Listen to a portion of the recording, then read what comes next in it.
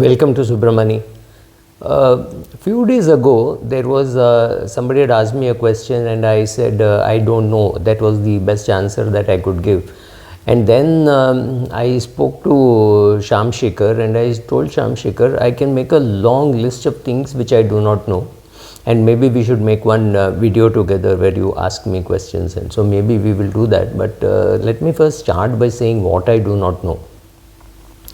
I do not know where the market will be tomorrow, where the market will be today, where the market will be 3 weeks from now, 6 weeks from now, 10 years from now, 7 years from now. I have no clue. If you ask me to tell you where the market will be on 22nd of July 2032, I can't even guess, right? I know in the long run, market always goes up.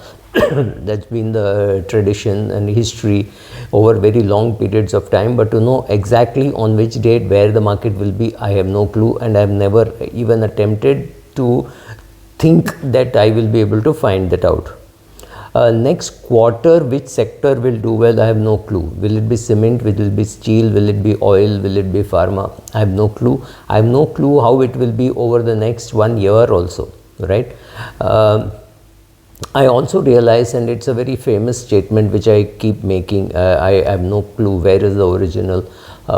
You do not need to lay an egg to enjoy an omelette. I mean, right, many of us can't cook well, but we enjoy good food, right? So that is how my attitude to the market is. A lot of things in the market I don't understand. I do not understand technicals at all. Though I use technicals once in a while, but I don't understand technicals, definitely not much. But I have friends who swear by technicals, and I've seen them make money using technicals. So I know people use technicals, but I do not myself believe too much in technicals. I have no clue whether a particular investment is suitable for you. When you come and ask me, I have invested in this fund, is it a good fund? I have no clue whether it is a good fund, means I have no clue whether it is suitable for you.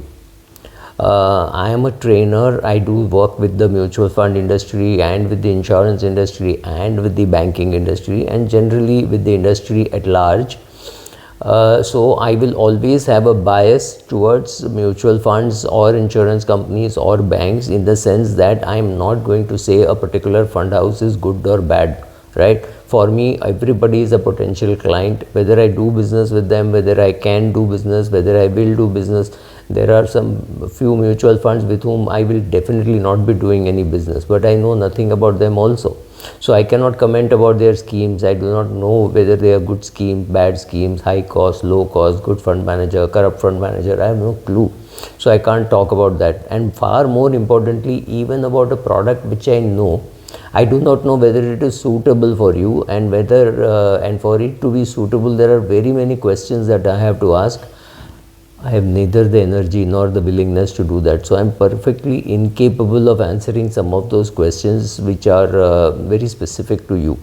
I can say things like equities are good for everybody in the long run, but if you are a 28-year-old but running a family of 7 people, maybe equity is not for you. So right, so very specific advice, please ask an advisor, not somebody who is just on the social media. I mean, I do not know about other YouTubers, but I definitely am not capable of giving you any advice. And far more importantly, I am not there on YouTube to collect any AUM, right? So most people would be having some business interest in being on YouTube. I have no business interest on being on YouTube, except to the extent that I get some ad revenue, and believe me, that has fallen dramatically. So anyway, that apart, there is no reason for me to be able to find out how to answer. So please don't ask me those kind of questions, right? Then occasionally I read articles saying since so many years market has fallen 10% 67 times, 30% 4 times, and things like that. I have no clue how to react to such articles also, except that to the extent that I am pretty resilient in terms of, if there is a fall, I'm fine with the fall. If there is a rise, I'm fine with the rise. To me, it doesn't matter. I can live off my dividends, at least I hope so. So what happens to the principal in my portfolio also, it does not it's not going to affect my lifestyle much, right? And I have at least 10-12 years expenses lying in debt funds. So even if the market goes for a 10-year tailspin in my life, there will be very little changes in terms of lifestyle. I may say something else on the video, in the sense that I may say, oh, now you should put in debt markets, but to me that is noise. I don't really put too much money into debt market or into any of the new mutual funds like quant mutual fund. I have no investments in quant mutual fund. It is not a reflection on quant mutual fund. It is just that I don't need to make too many changes in my life and in my portfolio, and therefore many of the new fund houses I may not have added to my portfolio, right? But I know one thing: when next time when the market goes down a little bit and your portfolio goes down by 8% or 10%, there will be tons of market experts who will come and say, I told you so. Look at what I said some time back. The market had to crash, and that was a great time to get out of the market. However, if you didn't get out, even now it's a good time to get out. I believe more in the Prashant Jain school of thought, that their markets don't go up or go down, markets go through cycles. So pharma may go down, but cement may go up, cement may go down, and banking may go up. Any of these things will happen. So it's a question of, are you in the right sectors at that point in time? And I'm not even answering those questions. So it's a question like that, rather than market is going up or market is going down, because you have no clue. Market keeps going up and going down. You may be invested in large cap software, and it may be mid cap software which does well, and large cap software doesn't do well. How? If you have the ability to be able to predict all those things, then it is different. I don't. I will have a TCS, Infosys, Wipro, HCL in my portfolio. Just as comfortably I would have the happiest mindset or things like that also in my portfolio. It does not mean I will have either or. Very many bankers would have, many fund managers would have banking stocks in their portfolio simply because they believe they don't want to take too much risk. But I could be making money buying NBFCs and making money on that. So somewhere I am high beta, somewhere I am not high beta, right? So should I be here or should I be there? I don't know. If I knew the answer, I would be in one place. So I'm all over the place as far as equity is concerned. But I know one thing, that the time when every expert tells you it's a time to get out, you should be somewhere very close to the bottom. So if you're very close to the bottom, then the chances are maybe that's not the best time for you to get out. Unfortunately or fortunately, the market has far more people wanting a bull market rather than people wanting a bear market. This is very easy to understand. Now suppose there is a share which is quoting at say 1000 rupees today, and I say sell. After I have said sell, I cannot do anything much in that share, right? So let us say it falls to 800, I still say sell. So there is not much of revenue that I can get unless I am a broker and I know all those people holding those shares. Then I can make some money. Whereas in the bull market, what happens is, all I have to do is buy a share and keep talking about it throughout and say this is a great share, this is a great share. One day it might go up, it might be a good company, and I can create research reports, pass it around, and hope that more and more people will buy it, and therefore I'll make money. So some of those things happen in the market. They definitely do happen in the market. The question is how you want to react, and I do not know, right? I do not know whether these things are done more, done less, or whether the YouTube influencers have an impact on the market. I do not know.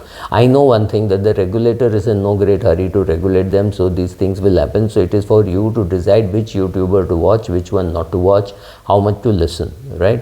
There will always be NFOs which will be very attractive for people to put money, but many people who do not know the difference between an NFO, IPO and an OFS are in great trouble, because OFS, as I have not seen any OFS which has let you make money, right? So if there's an OFS, the simple theory is you will get the same share at half the price after some time. Just wait, right? We have been proved right even in very many NBFC promoted companies. I know that we will talk about a lot about behavioral finance. We will read about it, and we will continue to make those mistakes. Nothing stops us unless you get to a very big, at least a very disciplined, a team-based quant model. You will get into all these biases. I remember people telling me that, oh, PSU, you will not make money. Look at the kind of money that I've already made in something like Coal India.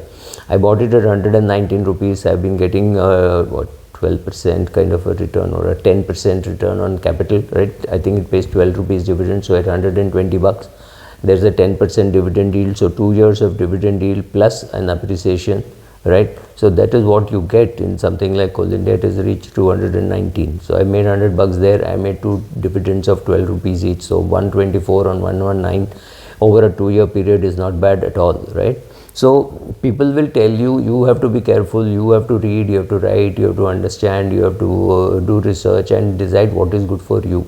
I do not know what is good for you.